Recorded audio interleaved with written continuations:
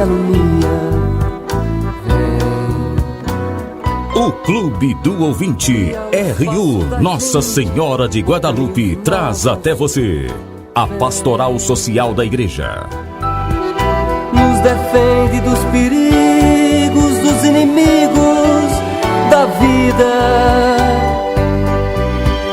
Vem, ó Deus, nos defender, nos proteger. Estimados ouvintes da Rádio Universidade, estamos retomando os nossos programas de doutrina social cristã neste dia que nós queremos, aqui em parceria com a capelania da Universidade Católica, né, que está aqui também, aqui da Gabriele, e eu sou capelão, então a gente trabalha junto para difundir essas boas mensagens da igreja, né, sobre a nossa conduta, a nossa vida cristã na economia, na sociedade, na política, né? Então, o tema hoje será a busca de uma nova economia, porque essa economia mata, segundo a palavra do Papa Francisco, na sua encíclica Alegria do Evangelho, né? Queremos uma mudança, né? Queremos transformações que realmente venham ao encontro, né, de uma economia mais humana, de uma economia mais justa, né? Para superar a tirania do atual sistema econômico, né, que se impõe a ferro e fogo, né, e quem é o mais fraco ele é deixado de lado, né? Então é uma economia que mata, diz João Paulo II, já dizia João Paulo II, e ainda muito mais o nosso Papa Francisco, né? E eu vou perguntar a Gabriele, né, por que, segundo, né, você tem também esse texto aí para dizer-nos assim quais são os dois grandes polos assim da crítica do Papa a esse sistema que leva a excluir tantas pessoas. Qual é uma economia que mata e leva tantas pessoas a viver à míngua e a sofrer e até a perder a vida? Ela mata porque ela traz a exclusão das pessoas e também a desigualdade com esse sistema muito capitalista. Muito capitalista. Olha isso aí. Então, acho que a primeira coisa realmente é essa exclusão, né? Que você citou aí, né? Que são essa é uma economia, né, que produz muitas sobrantes, né? As massas sobrantes. Por quê? A economia cada vez mais tecnificada, né? Ela não foca na geração de trabalho. O trabalho é quase apenas um meio, né? O fim é o lucro, é o dinheiro, tal. Quando devia ser contrário, né? O dinheiro tem que servir para quê? Para que as pessoas possam ter uma vida melhor, possam trabalhar, possam, né, ter um bom salário e ter assistência social e assim por diante, né? Então, essa é a primeira coisa, né? Os pontos centrais, né? E aí é uma tirania, né? Esse sistema que o Papa fala, né? O atual sistema.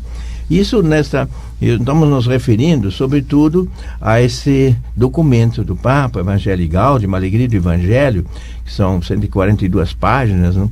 Mas que tem o quarto capítulo voltado para o social, né? Uhum. Quais são as grandes dimensões sociais do Evangelho? E ele diz que a dimensão social é uma questão essencial dentro do Evangelho. Você não pode viver a fé cristã, né? A religião cristã, sem se importar com o seu próximo, né? Que isso é fundamental. Existem outras filosofias religiosas que são mais voltadas para a interioridade, para a contemplação, e você não está indiretamente comprometido em se envolver com o próximo. Na religião cristã, não.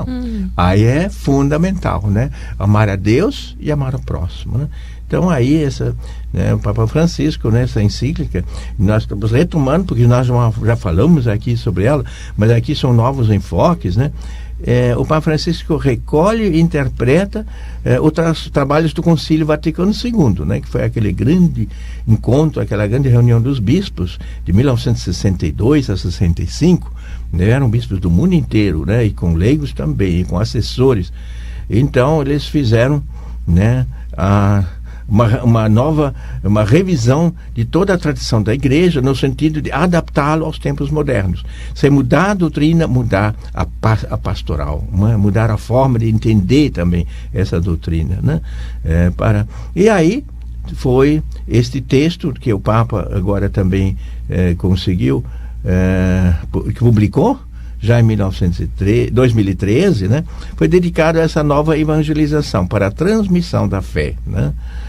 Então, em 2012 houve esse sínodo, né? Não foi propriamente um concílio, né? Foi um sínodo dos bispos, né? Então, em que o Papa Francisco, então, já na época participando ainda como cardeal, ajudou a elaborar esses princípios, né? É necessária, dizia aquela afirmação do Papa naquele tempo, já aquele concílio, aquele sínodo, é necessária uma conversão pastoral e missionária, que não pode deixar as coisas como estão. Está tudo bom. Não está. Nós temos realmente passar por uma mudança, uma conversão da igreja e da sociedade. E aí falamos da economia, que precisa de uma mudança. O Papa anunciou reforma de estruturas da igreja, né? A própria igreja deve mudar na conversão do papado, para que seja mais fiel ao sentido, né, que lhes deu Jesus Cristo, né? É uma frase muito do estilo do Papa Bergoglio, que resume bem o espírito do tempo que está por vir. Como é essa frase, Gabriela? Você pode ler para nós essa frase do Papa Francisco? Prefiro uma igreja ferida e manchada por sair à rua que uma igreja preocupada por ser o centro e que termine enclausurada em um emaranhado de obsessões e procedimentos. Olha só, a igreja assim presa dentro de si, com 1001 prescrições, procedimentos, disso, daquilo. O Papa disse, não, isso aí não interessa. Nós temos que ser uma igreja viva, uma igreja que vai ao encontro desse povo sofrido, o povo que está precisando. Então, nós precisamos... E claro que aí você vai pegar uns respingos, você vai indo para a rua, no meio do povo, né?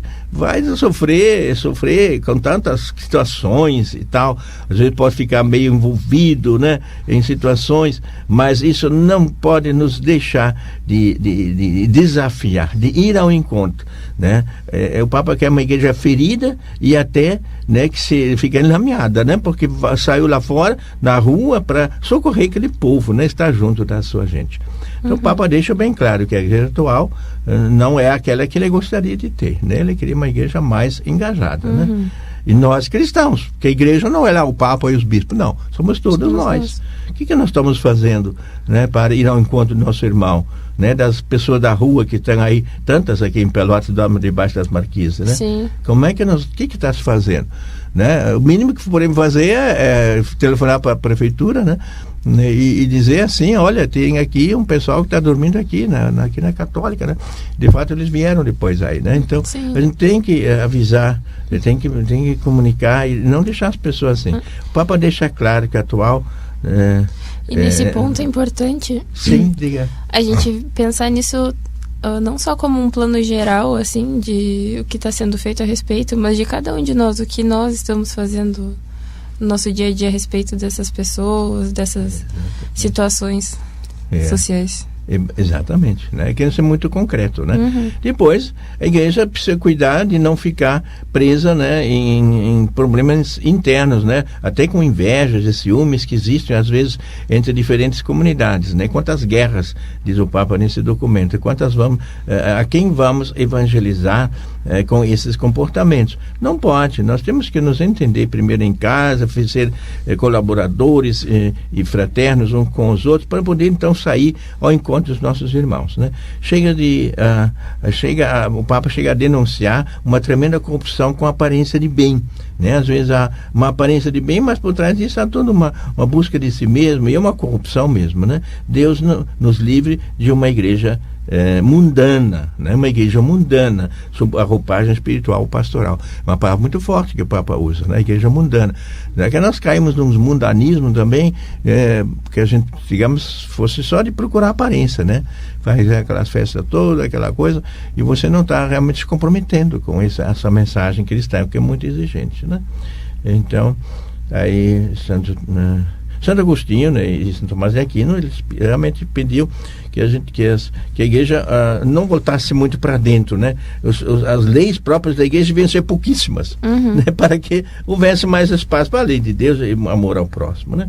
Então, o que precisamos sim, de fato, então, é toda uma mudança. E aí podemos ir ao encontro desse povo, né? Ele quer, né? Então faz um apelo urgente aos políticos. Essa mudança que o Papa pede, né? De uma economia mais voltada para o bem comum, né? Então, aí vem esse apelo, ele faz um apelo urgente aos políticos. Quem pode fazer isso? Somos nós, enquanto seres políticos, e começar pelas lideranças, que nós temos que estar junto e até pressionar, né? Para uma reforma financeira que não ignore a ética, né? Pediria uma mudança na atitude enérgica por parte dos dirigentes políticos, a quem exorto, diz o Papa, a enfrentar este desafio com determinação e visão de futuro, sem ignorar, evidentemente, a especificidade de cada contexto, né? Então, diz aí uma frase muito forte, leia aí, Gabriele. O dinheiro deve servir e não governar. Olha aí, ó. Isso aqui forte. É tão importante, porque hoje em dia tem gente que se deixa governar pelo dinheiro, passa por cima dos outros só por causa do dinheiro. E também políticos, né, que só veem a parte do dinheiro, né? Também.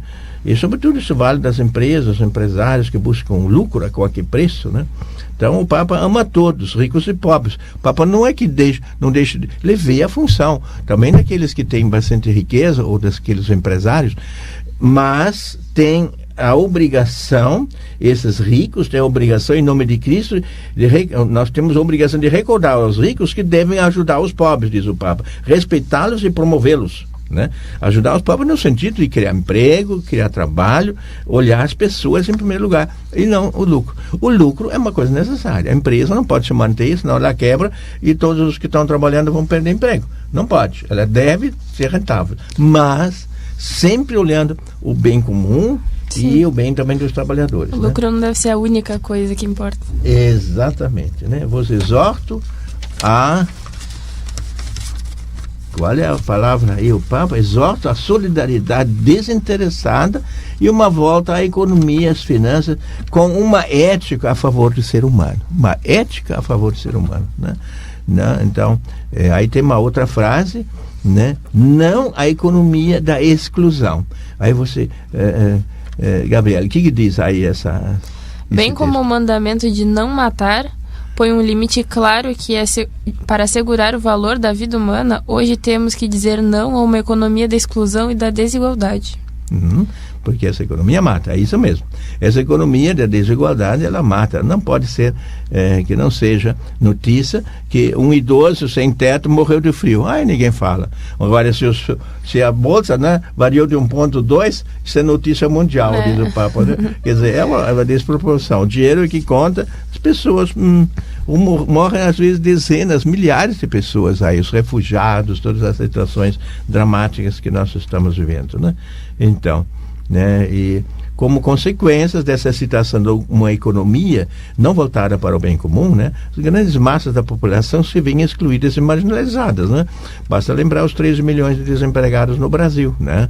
Nós hoje estamos no Brasil realmente precisando de uma política diferente, né? Mas então, o que diz aqui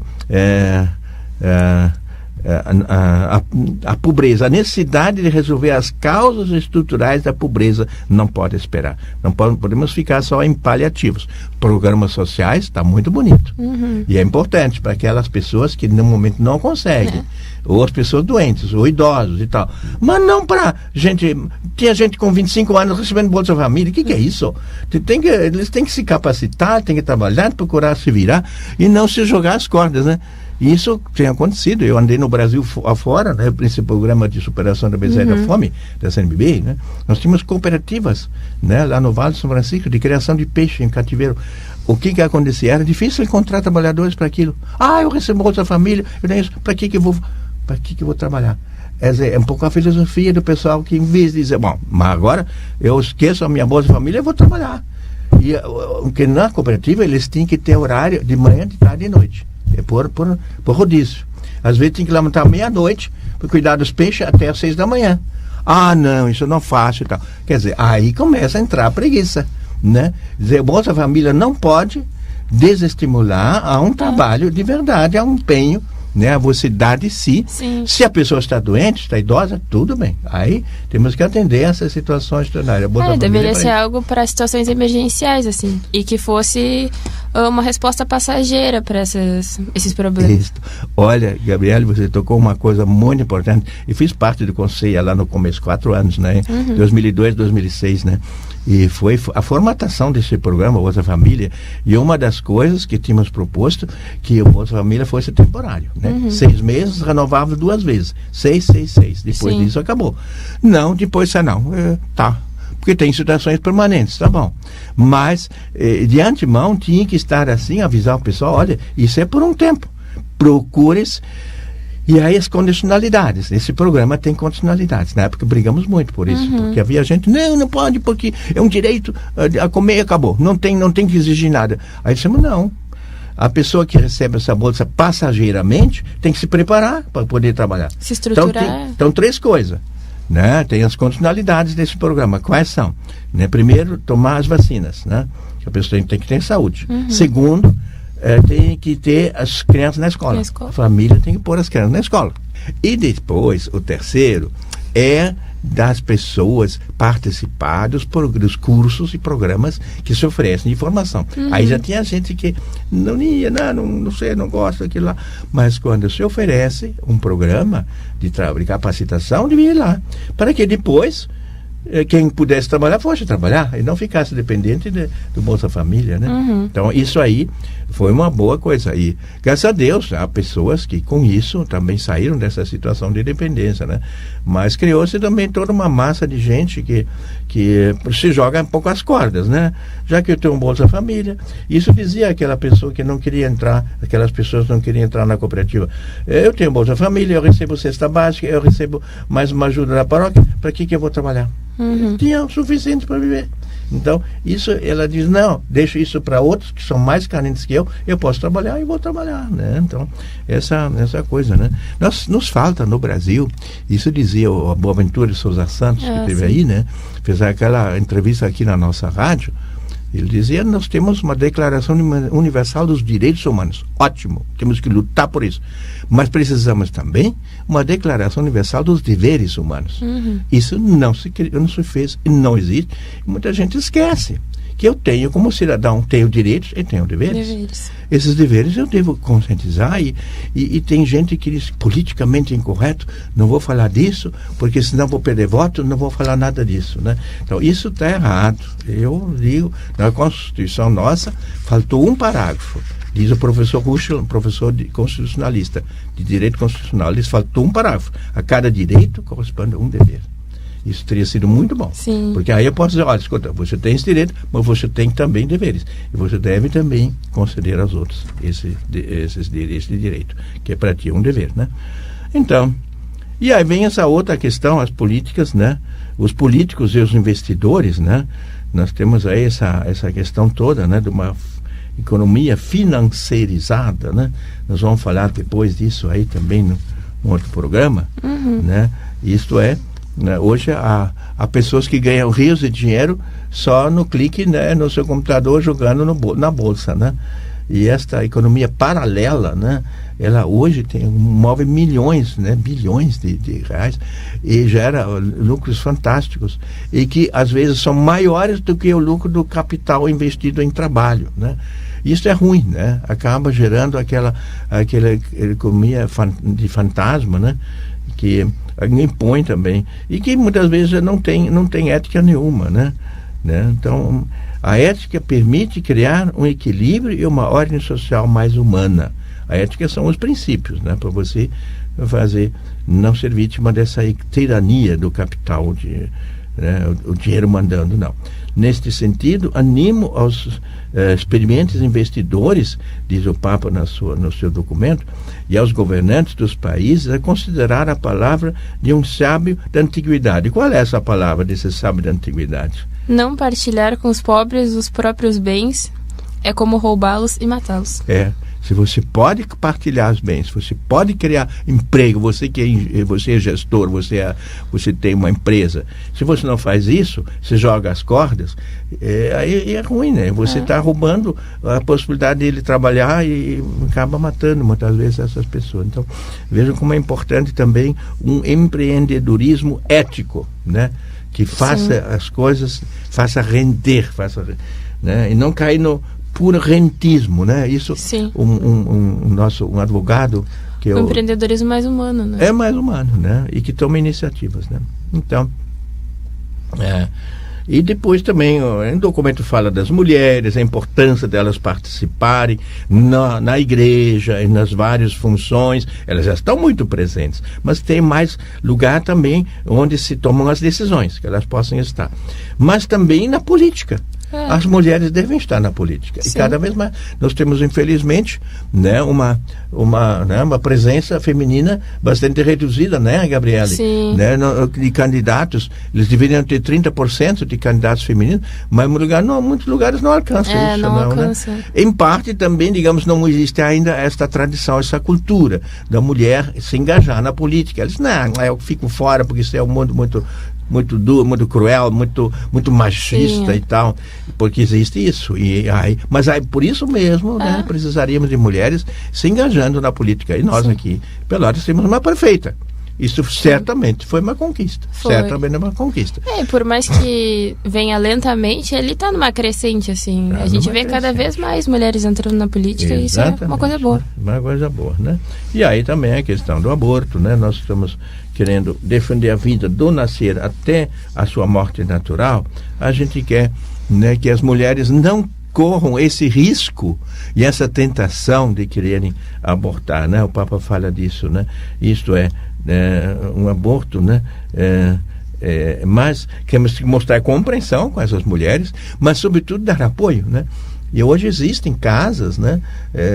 O nosso bispo de Rio Grande, Dom Ricardo, ele citou 9 casas que existem em várias cidades, onde se dá apoio, no Brasil afora, que se dá apoio para as mulheres que têm dificuldade de ter os seus filhos. Por exemplo, uma menina muito jovem que engravidou e tal, e não sabe como vai manter esse filho, vamos dar apoio, né? Então a igreja oferece essas casas de apoio, né? Para que ela não caia naquele desespero que, como diz um médico, nenhuma mulher quer abortar, ela aborta por um desespero, por uma situação dura. E aí muitas vezes temos que olhar o outro lado também, o homem. O homem responsável não quer assumir a responsabilidade. Sim. Ele é o pai dessa criança e agora não quer assumir a responsabilidade? Como é que é essa história, né? Então, eu acho que aí vem outro problema, né? Que tem que ser muito bem olhado. Então, eu acho que hoje, nós falarmos de uma economia de exclusão, inclui todas essas dimensões humanas e sociais que nós temos aí pela frente, né? Que precisa, né, em resumo, precisa haver uma conversão nossa para sermos realmente parceiros de uma economia justa, fraterna e humana, né? E também aí temos que insistir com os governantes, com os políticos. Agora temos uma ocasião muito forte, que é a eleição. Eleger aqueles, questionar os candidatos, eleger aqueles que realmente mais se aproximam de uma proposta ética de governo, de desenvolvimento, de inclusão social, de superar essas exclusões. Porque essas exclusões, eu sempre digo, a economia capitalista exclui, mas ela reinclui de maneira precária. De qualquer maneira, com bicos e tal que a pessoa faz para sobreviver, e sem carteira assinada, toda a economia é formal. Então aí nós temos muito que trabalhar. Então estamos chegando ao final, né? Já veio aí o aviso. Nós então estamos agradecendo, né, aos ouvintes pela sua atenção, e queremos deixar essa mensagem bonita, né, que o Papa nos diz, né? Nós queremos uma economia que seja humanizadora, uma economia que supere a exclusão social e que supere essa tirania. Em lugar disso, uma economia de fraternidade, de justiça, de inclusão. Obrigado, Gabriele. Eu que agradeço.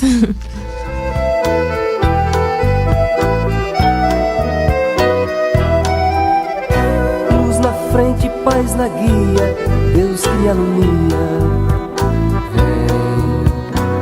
Seja um missionário da evangelização. Participe do Clube do Ouvinte. Um oferecimento Rádio Universidade, uma emissora da Arquidiocese de Pelotas. Dos inimigos da vida, vem, ó Deus, nos defender, nos proteger. Vem.